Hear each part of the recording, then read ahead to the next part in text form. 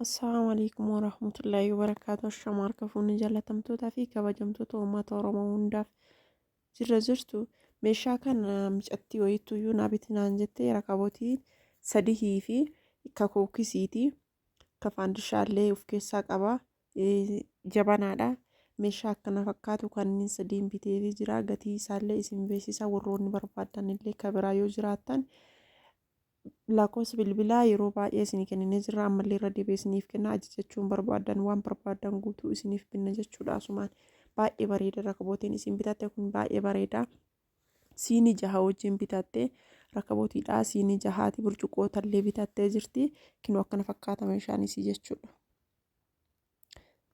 Isa biraa kinoo kanneen illee isin waraabee jira. Sufraadha. Suuqota irraa isin waraabee kun sufraadha. Sufraa kanneen ta'e wantoota isin barbaadan irraa guutuu isaa isinii bituudhaaf nu qophiidha jechaadha. Hiiqaa isin barbaadan guutuu isaa jechaadha. Naannawa kennaa kan akka Asaasaa, Dodolaa, Shaashamanneedha. Naannoof nama hin jiraadhu. Akka Shaashamannee, Adaabbaa, Dodolaa, Asallaa, Boqqojjii, Saguree, Kofalee, Qoree, Ashookaa kanneen itti isinii geessina jechuudha. Naannawa kanneen guutuu isaa isiniif kenna jechuudha. Warroonni barbaadan uffata irraa ta'ee hiiqaa kanneen jechuudha. Hiiqaa kanneen guutuu keessaa akka barbaadan maraxattanii keessan nu dubbisuu hin dandeettan jechuudha. Haala gaarii ta'een, haala bareedaa ta'een kan isin yaaddan olitti isinii binnee hin argamne jechuudha. Inni kun kakookisiiti. Kinoo akkana fakkaata. Baay'ee bareeda. Waan baay'ee bareedudha. Inni kun rakabootiidha. Rakabootiin bifa isin barbaadaniin jira. Akkaataa isin barbaadanitti jechuudha. Rog-sadee, rog-afree, geengoo akka isin barbaadan jechuudha. Rakabootiin guutuun diizaayinii isin barbaadan warqaammaadhaan, adiidhaan, diizaayiniin irraa ta'e, kararii irraa ta'e akka isin barbaadan akka fedha keessaniitti jira jechuudha. Ka barbaadan keessaa maraxattanii gatiilleen akkasumatti gatii ol ka'aa irraa kaasee jiddu galeessa irraa kaasee akkasumatti jira jechuudha. Haga birrii 1600 irraa kaasee haga 30,000 jira rakabootiin kan isin barbaadan irraa jechuudha. Ka akkamii akka barbaadan isintu beekaa akka barbaadan keessaa filattanii gatiin isaa 1,600 irraa kaasee haga 30,000 jira jechuudha. Rakabootiin mirxiin hin jedhamu jechuudha. Rakabootiin kun rakabootii biyya alaati jechuudha. Baay'ee bareeda, baay'ee namatti tola. Ka Dubaayiiti jechuudha. Akkana jira kinuu baay'ee bareeda. Qalamii ofii gadi hin dhiifatu, gadi lakkisu akkanumatti jechuudha. Baay'ee bareeda. Hubatii manaallee bareedina manaallee hin kenna. Baay'ee kenna bareedina manaallee hin kenna jechuudha. Baay'ee bareeda. Faashinii amma kana ta'eera kana jijjiirameera. Isin ka barbaadan maraxachuu hin dandeettan walii kinoo adiidhaan jira, warqaammaadhaan jira. Isin barbaadan jechuudha. Isa kanaan ta'e bililleedhaan ta'e wanta isin barbaadan akka fedhii keessaniitti maraxattanii yoo isin jettan akka barbaadanitti akka fedha keessaniitti isinii binnee bakka isin barbaadan isinii geessuu dandeenya jechuudha. Burcuqqoota irraa, siinii irraa, masqammaca sukkaaraa irraa wantoonni isin barbaadan guutuun kinoo hin jira. Kana guutuu akka isin barbaadanitti geetii kanneen kana guutuu irraa buustanii yoo jettan gatii isaa gaafanne gatii isaa waliin isinii himaa akka barbaadan bitachuu dandeettan jechuudha. Girgiraa hixaanaati kun. Wanti isin barbaadan guutuun as jira jechuudha. Saanii shoorbaati maankaa wajjin. Hiiqaa baay'ee babbareedaa ta'eef baay'ee dhaagaa ta'etu jira. Kan seeftii ofii eeggate jechuudha. Baay'ee babbareeda. Hedduu bareedan jechuudha. Saanii shoorbaati akkana babbareeddi baay'ee babbareedaatu iyyuu jira. Kinoo kunillee saanii shoorbaati. Halluu isin barbaadan halluulleen akkasuma jira. Diizaayiniin isaallee akka burcuqqootitti akka saaniititti akka barbaadan jechuudha. Kinoo kunniin saanii shoorbaati. Ka ofii barbaadan fedhii keessanii maraxattanii akka qalbiin keessanis yaaddetti bitachuu dandeettan. Baay'ee bareedaa waan baay'ee bareedudha. Yeroo qophii ayyaanaaf ta'ee qophii garaagaraatiif ta'ee shoorba qofaa miti wantoota akka qiqqilii irraa waan barbaadaniif fayyadamuu dandeettan fedhii keessan. Baay'ee babbareedaatu jira. Maashinoota irraa maashinni isin barbaadan yoo jiraate jechuudha. Kinoo maashina barbaadan irraa akka barbaadanii akka fedha keessaniitti wantoota barbaadan guutuu isaa ajajachuu hin dandeettan. Keessi isaallee akkana jira. Barbaadan piizaadhaaf keekii garaagaraatiif wanta barbaadaniif jechuudha. Ajajachuu hin dandeettanii nu isin bituudhaaf qophiidha. Naannawa amma isinii hime kana guutuu isinii geessina jechuudha. Kabajaadhaan maatii keessan bira isinii geessina jechuudha. Haala midhaagaa ta'een haala bareedaa ta'een isinii binnee hanga maatii keessanii bira isinii geessina jechuudha. Uummata akkayyuu hin rakkisu. Biyya alaarraa barbaadanii ajajattanii biyya keessaa barbaadanii ajajattanii boota siinii bunaa halluu isin barbaadan keessaa halluu barbaadan irraa filattanii akka barbaadanitti halluu barbaadanii maraxattanii bitachuu hin dandeettan jechuudha. Akkana fakkaata kennu siiniin bunaallee ofii keessanii barbaadan gatiin isaallee 1700 irraa kaasee haga birrii 1200 irraa kaasee haga birrii 900 irraa kaasee jechuudha. Guutuun isaa jira. Saafa uffatatti irra miiccan irraa barbaadanii saafa laastikii irraa barbaadanii eelee sibiila irraa uffata irra miiccantu jira jechuudha. Eelii akka eeleetti jiru jechuudha. Guutuu isaa wanta isin barbaadan guutuu jechuudha. Naannoo barbaadanitti binnee isin geessina. Naannoo nutti dhiyaatu jechaadha. Kan jiraadhaan naannoo Shashamanneeti. Wantoota isin barbaadan guutuu madadaraa ataakiltii jechuudha. Kinoo akka barbaadanitti wanti isin barbaadan guutuutu jira. Kana qofaa miti. Kana fakkeenya isin kaa'e isin kana caalu barbaadan akka barbaadanitti diizaayinii barbaadanii fi ofii keessanii barbaadan ergachuu hin dandeettan. Kana nuu biti jettanii ergachuu dandeettan.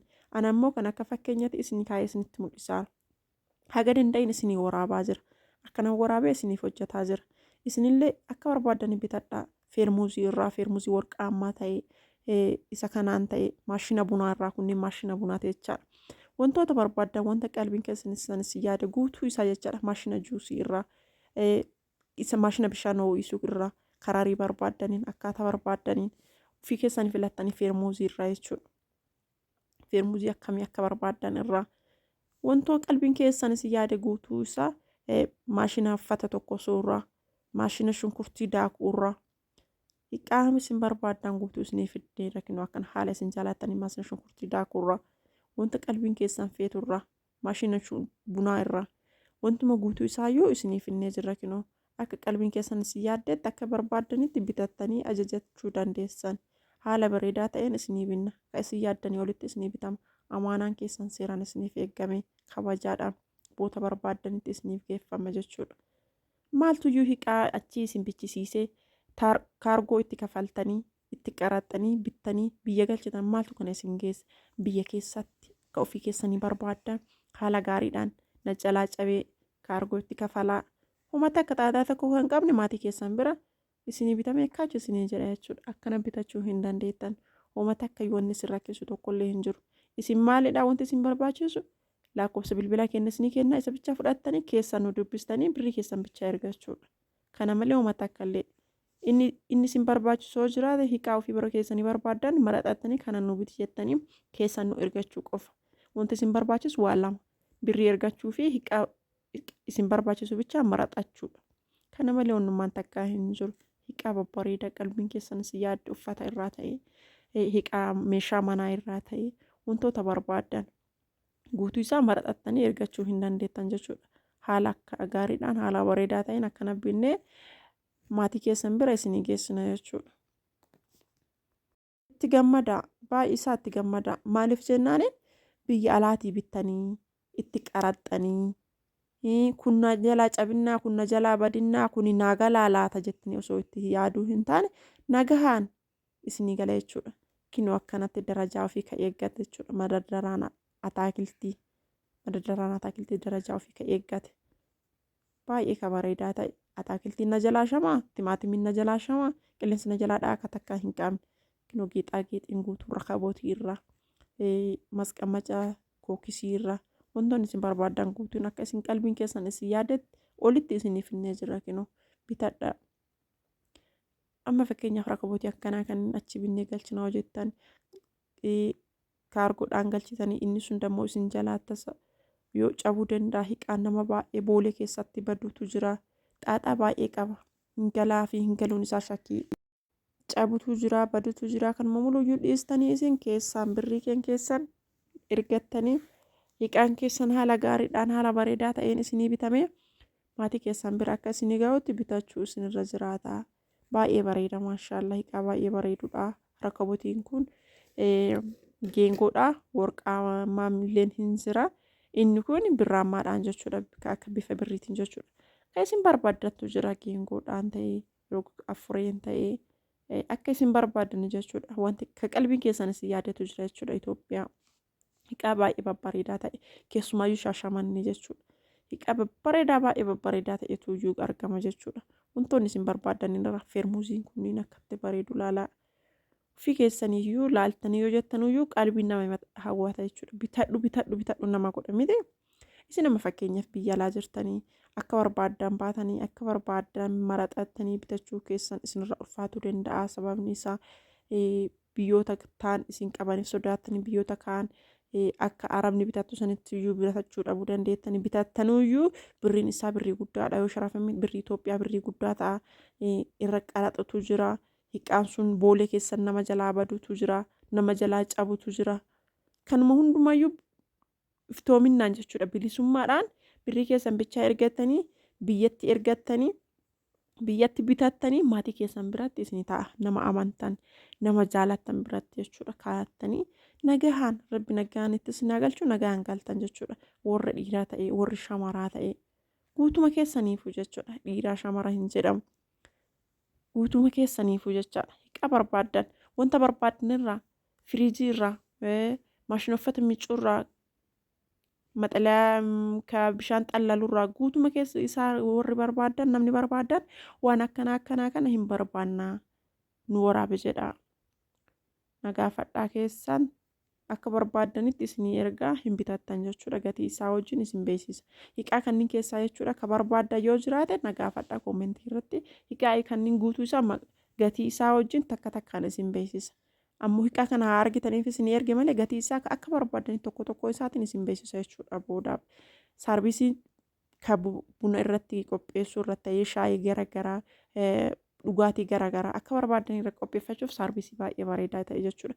Kararii isin barbaadan jira. Kararii warqaammaadhaan jira. Kararii birraammaadhaan jira. Kararii barbaadan jechuudha. Argama kara saarvisiin kunillee saarvisii baay'ee bareedaa ta'e hin cabaa hin jiru wanta takka hin cabaa kanaasanii hin qabu. Siinii bunaallee baay'ee babbareedudha. Diizaayinii isin barbaadaniin akkaataa isin barbaadaniin faashinii isaa jijjiiramaa saarvisii nyaataa akka ofii keessanii barbaadanitti darzanaan jechuudha. Kan namni nyaata tokko abbaa tokkoon irra nyaatan jechuudha. Siiniin bunaallee guutuun isaa akka qalbiin keessan isin barbaadde fi akka qalbiin keessan isin yaaddetti asumaanuyyuu saabskiraaybii laayik sheer gochuu hin dagatinaa. Lakkoofsa bilbilaa kennallee Duwwaa 9 72 Duwwaa 25 19 jechuudha. Hin irraanfatinaa keessan nu dubbisa haa jedha.